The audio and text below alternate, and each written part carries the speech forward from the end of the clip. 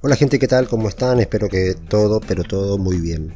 Perdón por mi pulso, estoy agarrando el celular con una sola mano y vamos a ver cómo guardar las fotos de WhatsApp que se pueden ver solo una vez, o sea, las fotos temporales.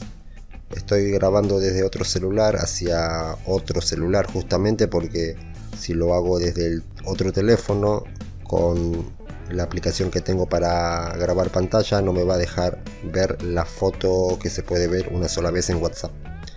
Bueno, vamos rápido. Lo primero que hay que hacer es desactivar el Wi-Fi y los datos móviles.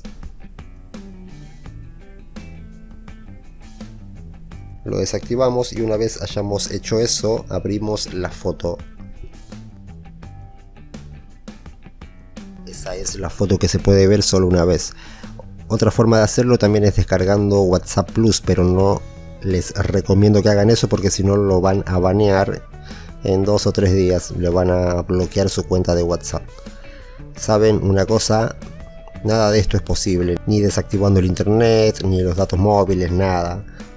Ya dejen de perder el tiempo viendo videos que dicen que se puede, ni desde la computadora se puede, porque WhatsApp nos dice en la computadora, en WhatsApp Desktop o en WhatsApp Web, que solamente podemos ver las fotos temporales desde nuestro dispositivo móvil. Saben cómo pueden hacer, así como ven ahora, miren. Así sacan una foto con otro celular y listo, es lo único que se puede hacer, ¿sí? No se dejen engañar con otros videos que dicen que es posible, así que ya saben, dejen de perder el tiempo, por favor. Suscríbanse a mi canal, no lo olviden. Cuídense mucho, pórtense bien y hasta la próxima. Chao.